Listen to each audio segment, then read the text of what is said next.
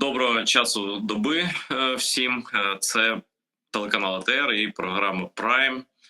Це час, коли ми обговорюємо найцікавіші для Криму, України в цілому і світу теми, і спілкуємося з людьми, з якими мені самому цікаво говорити про те, що зараз надважливо. Ну, власне, всі наші програми присвячені великій війні. Росія напала на Україну, і це, в принципі, такий ланцюг війн російських, який бере початок, ну, принаймні в новітньому часі, з чеченських війн. І тому я зараз дуже радий вам представити людину, яка багато зробила для того, щоб задокументувати злочини Росії, яка зробила багато для того, щоб Чечня не була забута, щоб ми всі пам'ятали про причинно-наслідковий зв'язок цих подій, які зрештою призвели нас до великого нападу на Україну, і як можна припустити майбутньої світової війни. Зі мною на зв'язку з міста Прага документаліст, журналіст, я би сказав, хронікер. Я не знаю, як правильно сказати це. І просто дуже вдячний Інні Курочкіній за те, що вона знайшла час з нами поспілкуватися. Салям алейкум.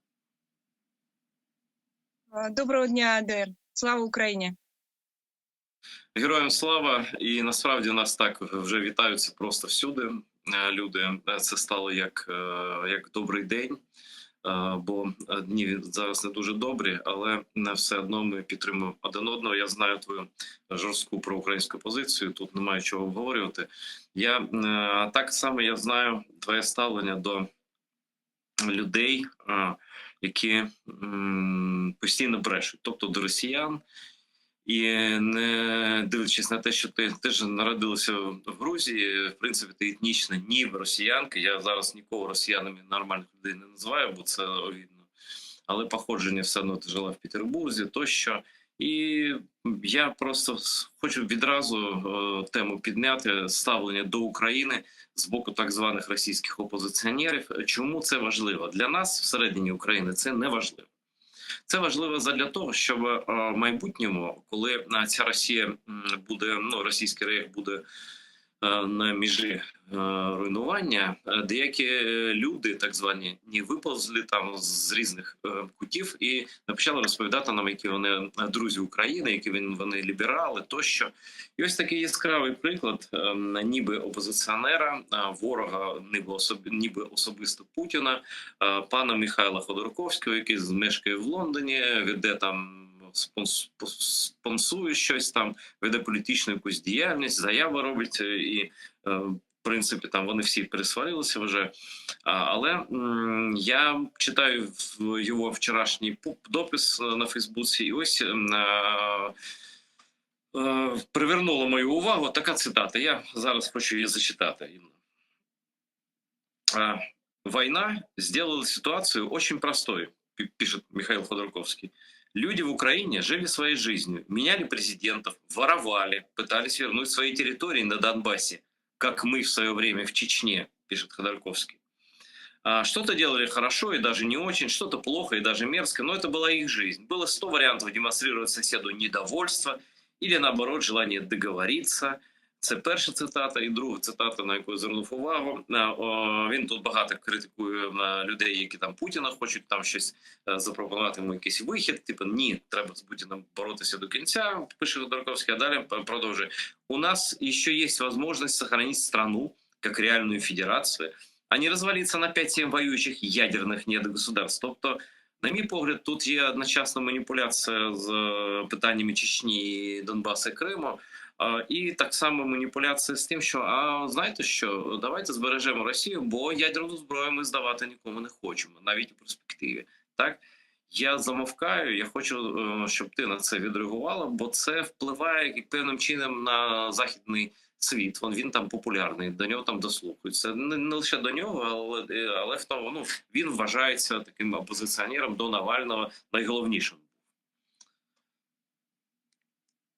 Так, я скажу общую картину, потому что я ее поняла, она у меня в голове сложилась, этот пазл сложился, и я это так скажем, пристегну к исторической памяти народов. Во-первых, я хочу сказать, что я помню, что 18 мая, через два дня мы будем вспоминать этот день, хотя мы помним об этом каждый день в году, о депортации крымских татар, но таких дней в календаре каждый день. Каждый день то, что Россия натворила с разными народами, нет такого дня в календаре, который бы мы не оплакивали. Поэтому я тебя немножко поправлю. Я родилась в Грузии, в Тбилиси, но я наполовину украинка, и мой дед из Винницы, который всю эту историческую память мне передал. Я знаю, что такое историческая память украинского народа, включая и Голодомор, и оккупацию. И я родилась в Грузии, и историческую память Грузии я все хорошо знаю. Тоже оккупацию 21 года и сопротивление 24 года. И люди, которые донесли эту историческую память до перестройки, их было не так уж и много. Но почему это все важно и почему это так связано с высказываниями Ходорковского, Навального и всех вот этих людей, до которых ничего не доходит? Я не верю, что они там притворяются и делают вид, что до них не доходит. До них правда не доходит. Я говорила с ними очень много. Мы говорили и вот так вот в курилке, да, и публично, и переписывались. Я пыталась до этих людей достучаться, потому что я знаю, что такое историческая память народов, о которой они не имеют никакого представления. Они живут на своей планете оккупантов и считают, что их система координат и есть основополагающая. Я хочу сейчас, чтобы очень внимательно меня послушали зрители и слушатели, потому что я приведу цитату из Анджея Вайды. Она основополагающая для наших времен, потому что это время не закончилось, когда Анджей Вайда говорил о Катыни, и не ушло время, когда мой президент Зviad Гамсахурдия пытался что-то донести, Джохар Дудаев пытался, и Лех Качинский пытался что-то рассказать этим людям. Они ничего не услышали. Сегодня люди пытаются говорить. И не дай бог, их тоже не услышат. Не дай бог. Хотя такая опасность тоже есть. Есть люди, которые сопротивляются, которые говорят вот об этой самой прекрасной России будущего, которые говорят о том, что же мы будем делать с ядерной сброей, когда Россия будет рассыпаться, и пытаются опять эту мысль навязать Западу, опять запугать морем крови. Так вот, очень внимательно, как сказал Анджей Вайда в фильме «Катынь», там есть такая сцена. Две сестры, одна коллаборантка уже после оккупации советской, старшая сестра, вторая младшая, которая в сопротивлении, и которая пытается сделать памятник брату, которого расстреляли в Катыни. Она ставит реальную дату расстрела польского офицера. Этого делать нельзя, потому что уже пропаганда фальсифицирует историю и говорит, что польских офицеров расстреляли немцы, когда на самом деле польских офицеров расстреляли советы. И принципиально поставить правильную дату. Она продает, эта младшая сестра, волосы для того, чтобы установить памятник. Казалось бы, ну памятник и памятник, но старшая сестра и говорит, для чего ты делаешь эту дату наперекор мне? Нас всех расстреляют. Для чего ты выбираешь мертвых? Будь с нами, с живыми, говорит коллаборантка. Это очень-очень серьезная цитата, очень серьезная конструкция для понимания сегодняшней ситуации, потому что в коллаборантах дело сегодня. Не только в империи, не только в оккупантах, но и в коллаборантах. Так вот, старшая сестра говорит, будь с нами, с живыми, для чего ты выбираешь мертвых? И младшая сестра говорит, я выбираю убитых, я выбираю не убийц. Это принципиальная разница. Мир все это время выбирал убийц, он выбирал Путина, и он был коллаборантом. Вот сегодня идет, очень важно, сегодня идет борьба не на жизнь, а на смерть коллаборантов с коллаборантами. Понимаете, если сегодня мы не выберем сторону убитых, чеченцев, грузин, крымских татар, украинцев, сколько народов погубила эта проклятая Россия. И если мы опять встанем, будем слушать этих коллаборантов, которые говорят, ну это же не так принципиально в конце концов, ну есть же памятник, ну какая там дата, на самом деле не имеет значения. давайте закроем глаза, давайте скажем, что в Чечне это было наведение конституционного порядка. В конце концов, какая разница? Проехали, говорят сегодняшние коллаборанты, носители бело-синего флага, Ходорковские, Навальные, Яшины. Их очень много сегодня. Они говорят, мы за мир. Ребята, зачем нам война? Давайте помиримся и будем жить. Мы поменяем Россию. Россия будет прекрасной, там будет другой президент, там не будет коррупции. Мы будем с Западом. Это очень опасно сегодня. Мы должны сегодня пройти все эти точки и назвать все эти точки, когда Россия совершила преступление. А Россия совершила преступление с самого первого дня демократическая Россия своего существования. С декабря 1991 года, как только развалился Советский Союз, ельцинская Россия сразу пошла в атаку на Грузию. И опять подменила понятие, опять сфальсифицировала историю. Она назвала оккупацию Грузии гражданской войной. Это все сделали. Леонид Парфенов приезжал, рассказывал. Это говорил Анатолий Собчак. Есть его интервью 92 года, где он говорил, что Гамсахурдия — это несчастье для грузинского народа. Потому что в Москве виднее, как надо это назвать.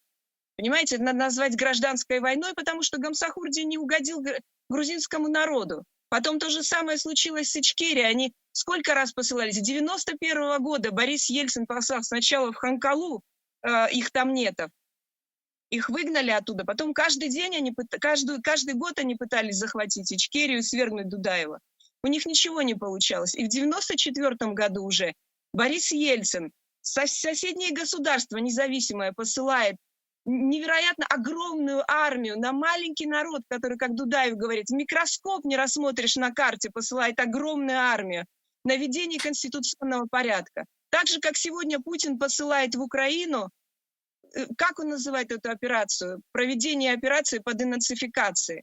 Все то же самое, ничего не изменилось. И что же мы сегодня будем коллаборантами? Сегодня арестовали Нику Гварами, ему дали 3,5 года, 3,6. За что? Это единственный человек, который сопротивлялся во всей Грузии. Что сегодня в Грузии творится? Сегодня старшая сестра, вот эта самая Анджия Вайда из Катыни, старшая сестра победила в Грузии, коллаборанты. Там единицы, которые понимают, что историческую память необходимо хранить. Это единственная неприкосновенная вещь сегодня. Это святое, которое надо хранить украинцы, грузины, чеченцы. Это люди, которые должны держаться вместе и сохранять историческую память. Никакой коллаборации, никакого сотрудничества с Москвой. Почему надо гнать в шею вот этих страшных Миранда Мирианашвили, который собирает вокруг себя вот эту тусовку, Парфеновы, Познеры, это вся тусовка, Гельманы, которые устраивают вот эту вот дружбу с Москвой, понимаете? Грузия и Москва навеки едины. Сегодня человек сидит, а по моей Грузии, по Святой Земле, ходят полчища быдла, которые оплевали эту землю. Інна, пожалуйста, зберігай спокій. Нам ще довго говорити на такі жахливі теми. Хоча я розумію, повністю підтримую твої емоції, які теж є частиною правди. І нікуди не уникнеш. Їх не можна уникнути абсолютно емоцій. Не треба. Я хочу просто, щоб цю картину колаборації зробити більш виразною для наших глядачів. Подивитися невеликий ролик, який ти зробила, там буквально трохи більше хвилини, і там один з героїв, багатьох ти згадував вже, один з героїв, це той самий Ніка Гварамі, який отримав вирок 3,5 роки позбавлення волі від влади, сучасної влади Грузії. Давайте подивимося, потім продовжимо розмову.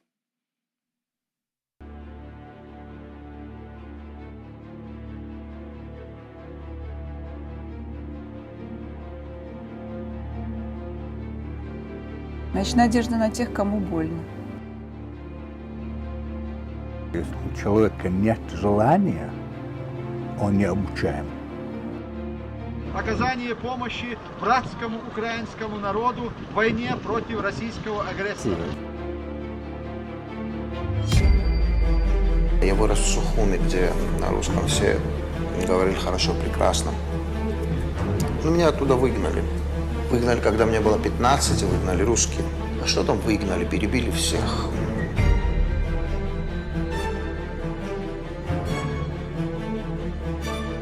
Не понимал, не чувствовал. Многие не чувствовали. Вы последние изверги на политической карте мира.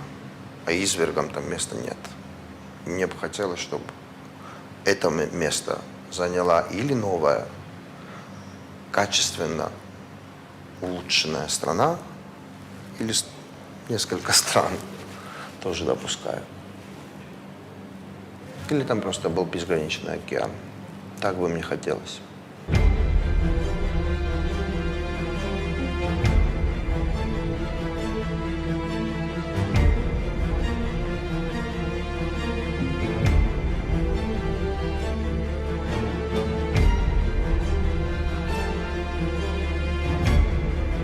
Покаяние – это путь к очищению.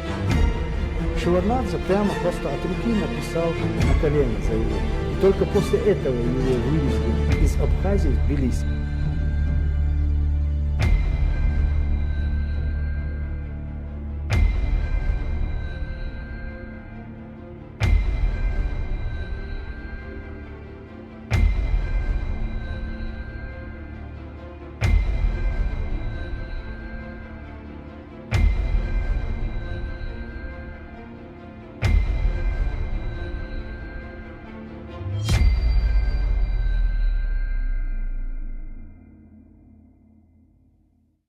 Ох, принаймні двох людей, крім тебе, я бачив особисто в своєму житті. Це Звіад Гамсахурдія і Джохар Дудаєв.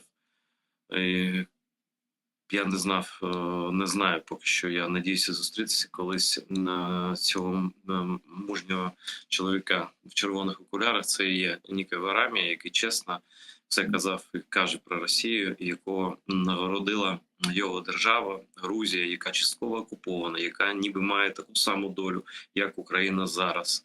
Але щось там пішло не так, щось зламалося в цій державі, в цьому, може, суспільстві сказати, я не знаю, чи можна сказати в народі за ці роки. Тобі видніше, я майже не знаю Грузію, що там відбувається із, до речі, із Саакашвілі, в тому числі із тією позицією, там туди-сюди, яку тримає влада, вона грузинська, яка знаходить час і натхнення сваритися, влаштовувати скандали з українською владою під час війни, під час нападу, замість того, щоб, якщо не відкрити другий фронт, я розумію, що це там, давайте скажемо, прямо сикотно трохи, так, не дуже літературно, але хоча б моральний фронт тримати. Що відбувається, чому Грузія нам допомагає, офіційно не допомагає, допомагають лише окремі люди, справжні люди, які воюють. Ми їх всі знаємо, не лише в грузинському батальйоні, їх особисто знають, деяких політиків теж. Але все ж таки, як держава, це виглядає жалюгідно трохи. А твоя думка?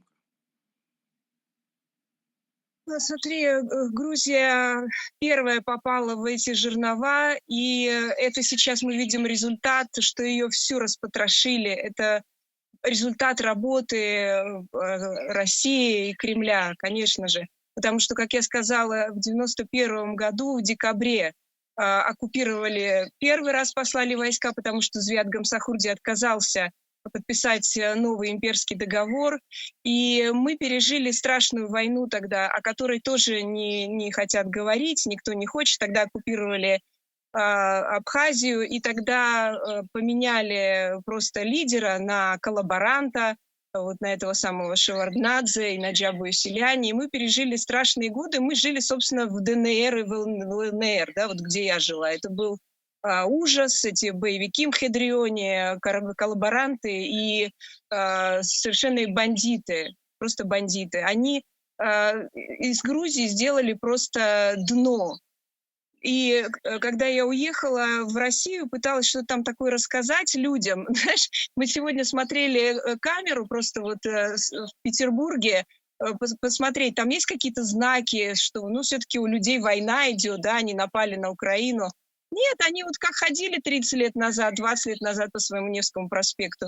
У них даже нет вот этих пресловутых знаков Z. Им вообще все равно, я тебе скажу. Им все равно. Я трохи зауважу, там є люди, їх дуже небагато.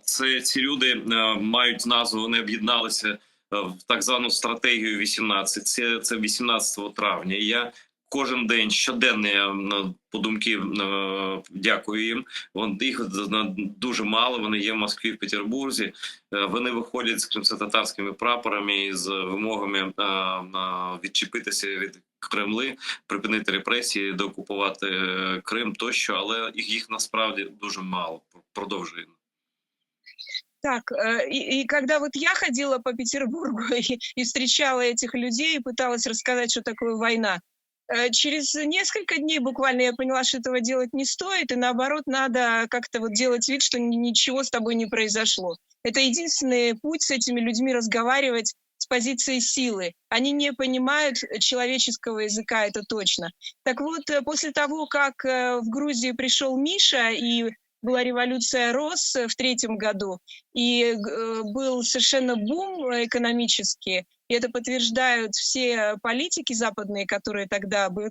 Я брала интервью у Анны Фатыги, в частности, вот только что, и она весь этот путь проследила экономического взлета Миши. Но что он сделал? Он вычистил Грузию от этой нечисти, от мафиози, собственно, от вот этой преступности.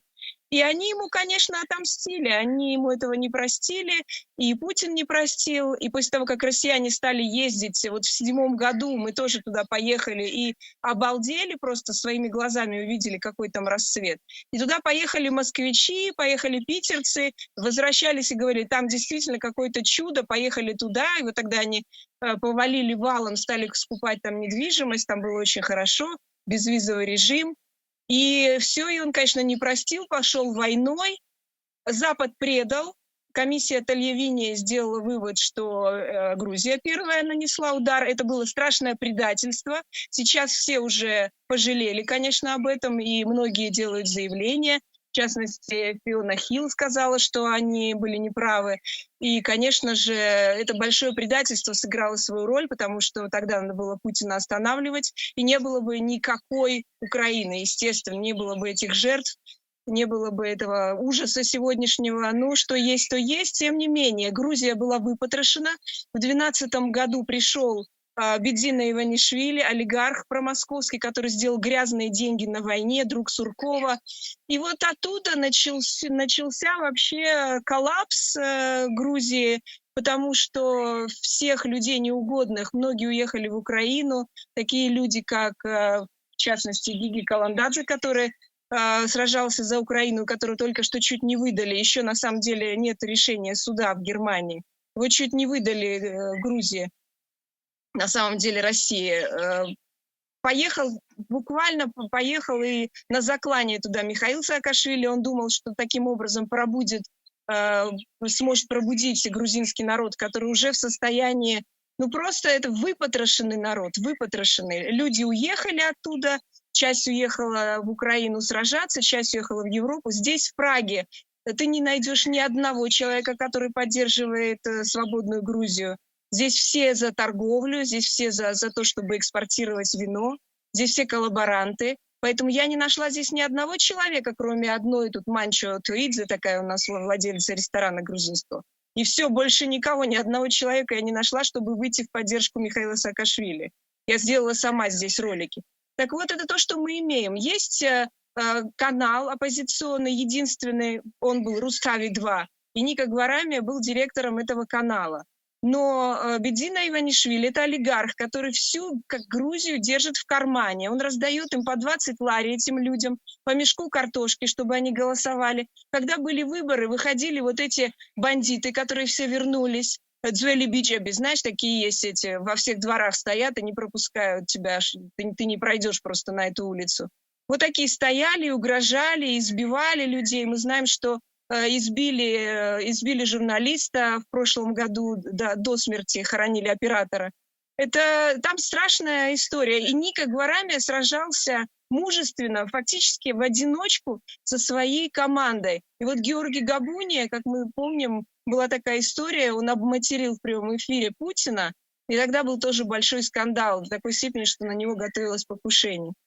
И сейчас, вот после того, как у него отняли канал «Рустави-2» у Ники Гварами, они очень быстро организовали новый канал «Тавари». И эти фильмы наши с тобой, даже там, где я тебя снимала, Айдер, про Украину, эти фильмы переводили на грузинский, и Ника Гварами показывал у себя на каналі «Таварі Архи». Это был единственный. Ну, ось вони йому і віддячили за це. Да. Так, и последний фильм. Ты можешь себе представить, единственный канал, который показал фильм наш с Ахмедом Закаевым про независимость Ичкерии, был «Таварі Архи». Ника Гварами его показал вот только что, буквально несколько недель назад.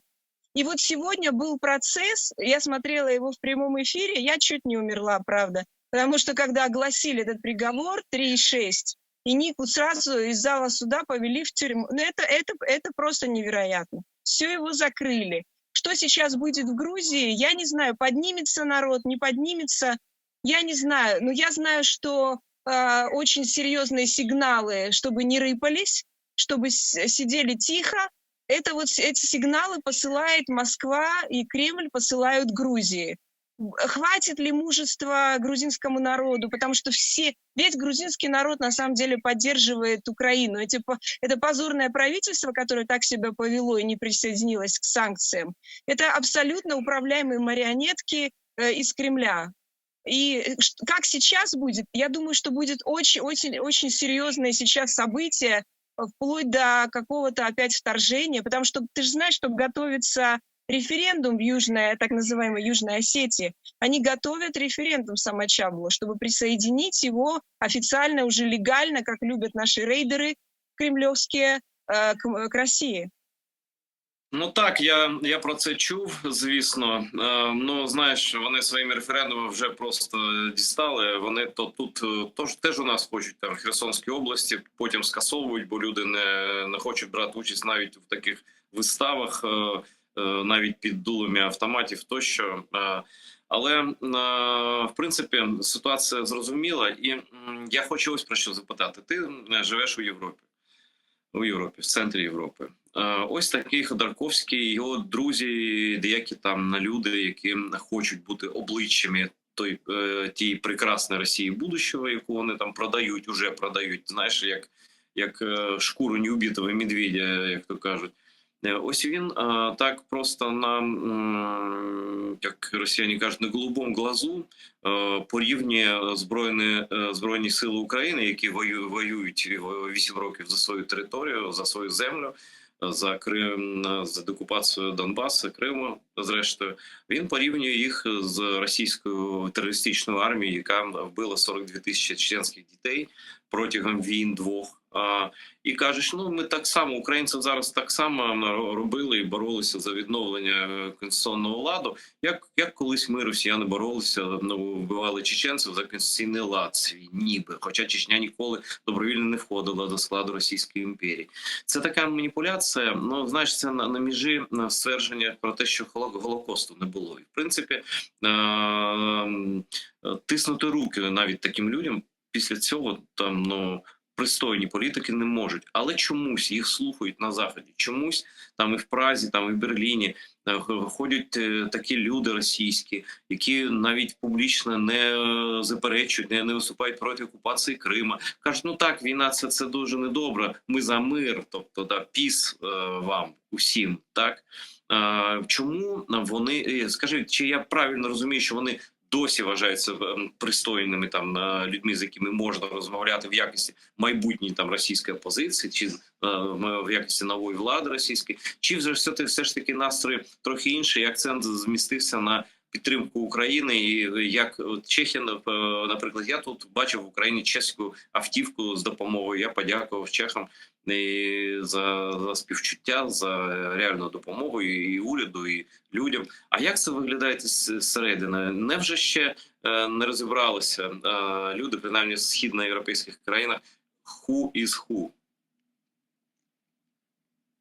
Война в Украине сейчас очень сильно все поменяла. И я тебе скажу, что еще там, даже неделю назад я не могла себе представить, что я выйду в Польше на форуме, который называется «Форум свободных народов России», который организовали журналисты польские. И скажу открыто, на камеры, и меня показали по каналам многим, что Ичкерия — это независимое государство, на которое напала Россия точно так же, как и сегодня Россия напала на Украину. Нет никакой разницы. Это прозвучало впервые открыто, потому что еще в прошлом году в Польше, в Карпаче, был форум, где была заявлена наша панель про Ичкерию, и эту панель отменили в последний момент. И был большой скандал. Мы все равно вышли и сказали, что Ичкерия — это независимое государство.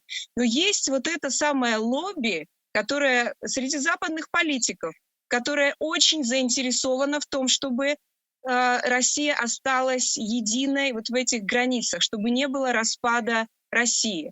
Это вот легенда про море крови, она уже запускается. Мы это слышали уже. Я слышала это тоже на форуме сейчас, потому что все, кто присутствовал от народов порабощенных, да, и оккупированных, они говорили открыто, что Россия должна распасться, Россия должна в этом виде прекратить свое существование, Российская Федерация, и распасться на какие-то части. Это разговор, это к дискуссии.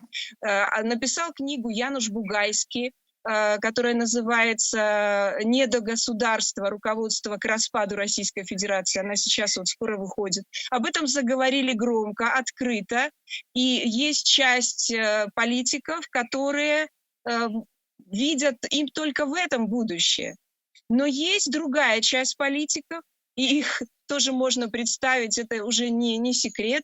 Они открыто говорят, что нет, это очень страшно, потому что как мы будем делить оружие ядерное, опять будет море крови, когда народы начнут расставаться между собой. Это будет кошмар, это будет катастрофа.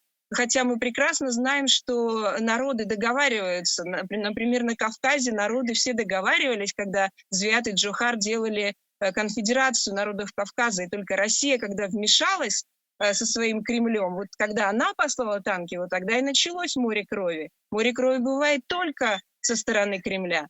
Так вот, эти политики, которые лоббируют сохранение Российской Федерации опять в этих границах, они продвигают, они сотрудничают вот с этими бело-синими и с этими имперцами, которые хотят сохранения. Они просто хотят прийти в эту самую новую Россию в прежних границах, сесть в Кремль и просто заново управлять этой самой империей. И все пойдет по новой. Это понимают многие политики теперь в Польше, Чехии, страны Балтии, они все прекрасно, но они давно об этом говорят на самом-то деле.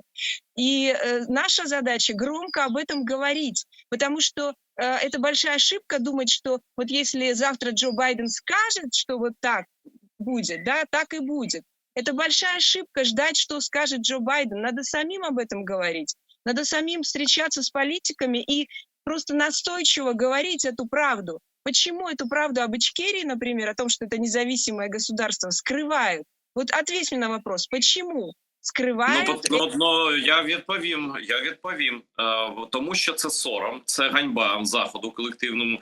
До речі, ще живі політики, які були і активні були тоді, і вони заплющували очі на це. І це дійсно, це був перший крок до війни, яку ми зараз спостерігаємо в Європі. І яка ще невідомо чим закінчиться може, так? І тому що це дуже незручно, бо доведеться визнати, що політика багатьох американських адміністрацій, президентів, там багатьох європейських політиків, вона була не просто помилковою, вона була зрештою смертельно небезпечною. І призвело до чого призвело. Я надію, що буде там інше покоління політиків, які скажуть, ну так, ми, м'яко кажучи, попередники помилялися і треба по-іншому ставитися до Росії, але я просто навіть не уявляю, як росіяни зараз можуть казати, залиште нам ядерну зброю. Це про що взагалі? Ядерна зброя – це єдине, через що вас просто зараз до Урала не погнали, от просто з України ще, так? Але це я не включаю того факту.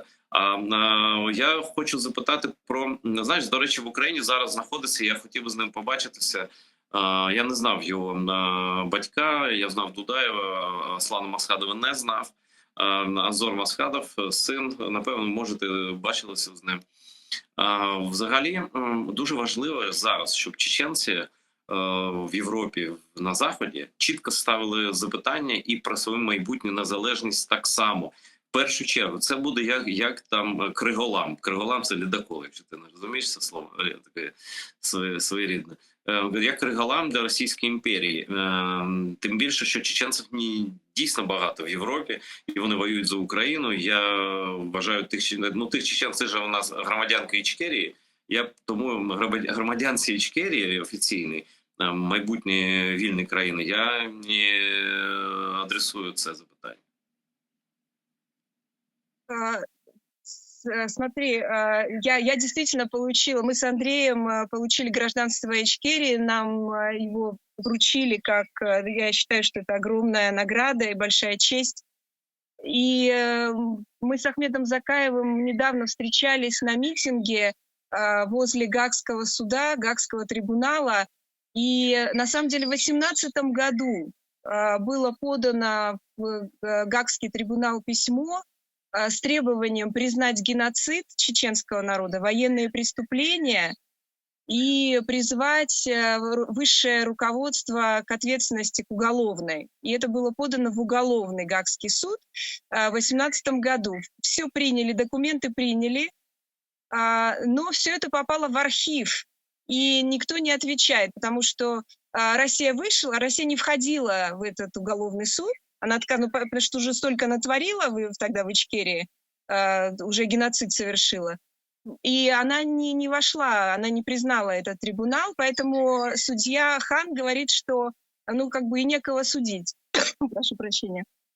Раз кого судят, он не признал этот суд, так и невозможно судить. И они ждут представления от Совбеза ООН, от Совета Безопасности, куда входит Россия, у которой есть право вето. Вот такая, я прошу прощения. Давай я поки що уточнення одно зроблю. Це той самий суддя Хан Чохяша, як у нас кажуть, Чохяша. Я просто хочу зауважити те, що це той самий суддя Хан, який приїжджав у Бучу, в Ірпінь, в інші міста України, де росіяни скоїли злочини. І вже це вже і наше розслідування триває, і 45 вже терористів, убивць вже задокументовані серед російського цього зброду вбивці, які поводяться в Україні абсолютно так само, як вони робили в Чечні. Це вишкіл не людей, вишкіл людожерів, він відбувався саме в Чечні. І вбивці, гвалтування жінок, дітей, пограбування, речі, які просто не може уявити собі нормальна людина. Тому може, знаєш, Захід, та й, чесно кажучи, колишні радянські країни трохи так пропустили це. Тобто з нами такого бути не може. Але виявилося, що з усіма може, і з грузинами, і з українцями, і далі всюди, якщо дозволити росіянам, цьому колективному Путіну щось робити. Так? Тобто лише відсіч. Скажи, будь ласка, якою ти бачиш майбутнє Росії, так званої Російського рейху, майбутнє Чеченської республіки Ічкерія і майбутнє повернення Крима в Україну, Донбасу так само? Чи може війна закінчиться, на твою думку, лише в Москві, як деякі кажуть? Конечно, я бы хотела, чтобы контрнаступление уже перешло в такую фазу, когда дошли бы, конечно, до Москвы и установили правительство оккупационное в России. И, конечно, главные должны быть в этой истории украинцы. Но и все остальные народы оккупированные тоже должны войти в это самое оккупационное правительство, которое уже будет решать, что делать с этим народом, которое заслуживает очень серьезного наказания. То, что сделали эти люди, россияне, русские, я не знаю, как их назвать, оккупанты, это для этого действительно не придумали еще слов, потому что они не ответили ни за советские времена страшные, ни за первые дни, когда они думали, что они Российская Федерация, они демократическое государство, и они могут вот так ходить, как сейчас по Невскому проспекту, без всяких признаков, что они вообще-то послали войска сейчас свои воевать и воюют 30 лет. Эти люди должны быть наказаны, покараны, и это должны решать, конечно, в первую очередь украинцы, и чеченцы, и грузины, и крымские татары.